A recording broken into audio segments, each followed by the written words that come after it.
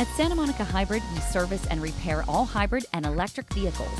Our exclusive technology will recondition your battery up to 95% of its original capacity, saving you money and reducing toxic waste. Santa Monica Hybrid is your alternative to battery replacement.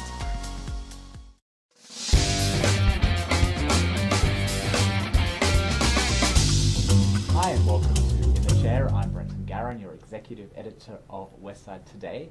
I'm joined by Dr. Bob Hamilton, who is here to talk about Walk to Africa, which is happening in Santa Monica this weekend.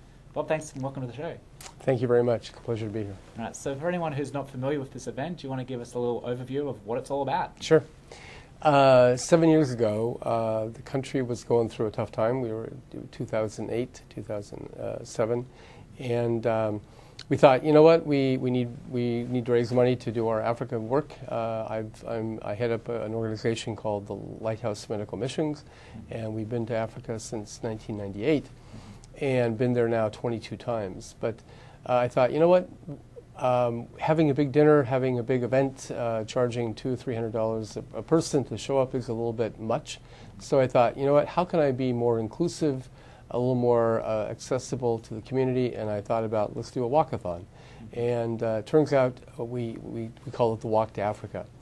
And you can't walk to Africa. But if we thought if 1,000 people joined together, walked about 8 miles, they'll cover approximately 8,000 miles, which is the distance between here and Africa. So fantastic. So how much has this event grown in the past 7 years? Well, every year is different, but I mean, we were 200 or 300, 400 the first year. We're now about double that right now. And it's a phenomenal thing. We've had many wonderful people over the years come, from Rosie Greer to Mayor Richard Reardon, who will actually be there again this year. Mm-hmm. So you mentioned that you have been there 22 times in the past 17 years. Yes. How did that all come about for you back then? It happened in 1998 was our first trip. I have a dear friend of mine by the name of Pastor Ralph Bowen, who was a pastor in a place called the Gambia, which is a funny little country over on the western coast of Africa. And but he kept on bugging me. Every time we would get together and he would come over 1 or 2 times a year, he would say, Bob, there's a great need for medical work in Africa.